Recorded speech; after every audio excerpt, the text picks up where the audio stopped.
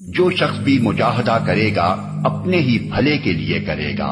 اللہ یقیناً دنیا جہان والوں سے بے نیاز ہے، اپنے ہی بھلے کے لیے کرے گا۔ مجاہدہ کے معنی کسی مخالف طاقت کے مقابلے میں کشمکش اور جد و جہد کرنے کے ہیں، اور جب کسی خاص مخالف طاقت کی نشاندہی نہ کی جائے بلکہ مطلقاً مجاہدے کا لفظ استعمال کیا جائے تو اس کے معنی یہ ہیں کہ یہ ایک ہمگیر اور ہر جہتی کشمکش ہے۔ مومن کو اس دنیا میں جو کشمکش کرنی ہے اس کی نوعیت یہی کچھ ہے۔ اسے شیطان سے بھی لڑنا ہے جو اس کو ہر آن نیکی کے نقصانات سے ڈراتا اور بدی کے فائدوں اور لذتوں کا لالچ دلاتا رہتا ہے۔ اپنے نفس سے بھی لڑنا ہے جو اسے ہر وقت اپنی خواہشات کا غلام بنانے کے لیے زور لگاتا رہتا ہے۔ اپنے گھر سے لے کر آفاق تک کے ان تمام انسانوں سے بھی لڑنا ہے جن کے نظریات، رجحانات، اصول اخلاق، رسم و رواج، طرز تمدن اور قوانین معیشت و معاشرت دین حق سے متصادم ہوں، اور اس ریاست سے بھی لڑنا ہے جو خدا کی فرما برداری سے آزاد رہ کر اپنا فرمان چلائے اور نیکی کے بجائے بدی کو فروغ دینے میں اپنی قوت صرف کرے۔ یہ مجاہدہ ایک دن دو دن کا نہیں، عمر بھر کا اور دن کے 24 گھنٹوں میں سے ہر لمحے کا ہے، اور کسی ایک میدان میں نہیں، زندگی کے ہر پہلو میں، ہر محاذ پر ہے۔ اسی کے متعلق حضرت حسن بصری رحمۃ اللہ علیہ فرماتے ہیں کہ آدمی جہاد کرتا ہے خواہ کبھی ایک دفعہ بھی وہ تلوار نہ چلائے۔ دنیا جہان والوں سے بے نیاز ہے،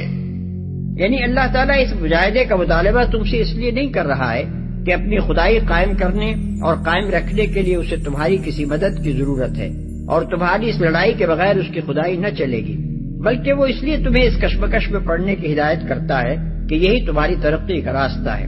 اسی ذریعے سے تم بدی اور گمراہی کے چکر سے نکل کر نیکی اور صداقت کی راہ پر بڑھ سکتے ہو۔ اسی سے تم میں یہ طاقت پیدا ہو سکتی ہے کہ دنیا میں خیر و صلاح کے علمبردار اور آخرت میں خدا کی جنت کے حقدار بنو۔ تم یہ لڑائی لڑ کر خدا پر کوئی احسان نہ کرو گے، اپنا ہی بھلا کرو گے۔ وَمَنْ جَاهَدَ فَإِنَّمَا يُجَاهِدُ لِنَفْسِهِ، اور جو کوئی بھی جہاد کر رہا ہے وہ جان لے کہ وہ اپنے لیے کر رہا ہے۔ إِنَّ اللَّهَ لَغَنِيٌّ عَنِ الْعَالَمِينَ، اللہ تعالیٰ تو تمام جہانوں سے بے نیاز ہے اور بے پرواہ ہے۔ یہ نہ سمجھنا کہ تم ہم پر احسان کر رہے ہو، یہ نہ سمجھنا کہ ہمارا دین تمہارا محتاج ہے، تم ہمارے دین کے محتاج ہو۔ کہ نبی یہ آپ پر احسان دھرتے ہیں کہ ہم ایمان لے آئے۔ یمنون علیک ان اسلموا قل لا تمنوا علی اسلامکم، اے نبی ان سے کہہ دیجئے مجھ پر کوئی احسان نہ دھرو اپنے ایمان اور اسلام کا، بل اللہ یمن علیکم ان ہداکم للایمان، اللہ تم پر احسان جتلاتا ہے کہ اس نے تمہیں ایمان کا راستہ دکھایا، اللہ کا احسان ہے۔ تو احسان مانو، بڑا پیارا شعر ہے فارسی کا،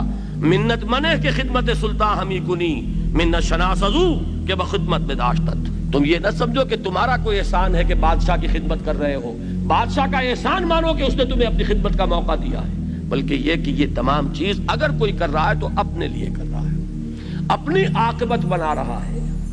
اپنے درجات بلند کر رہا ہے، اپنی مغفرت کا سامان فراہم کر رہا ہے، کہ کہیں بھی کسی ایسے شخص کے دل میں اس قسم کا خیال اور شیطان کو اس قسم کا جو ہے وسوسہ اس کے دل میں پیدا نہ کرنے پائے۔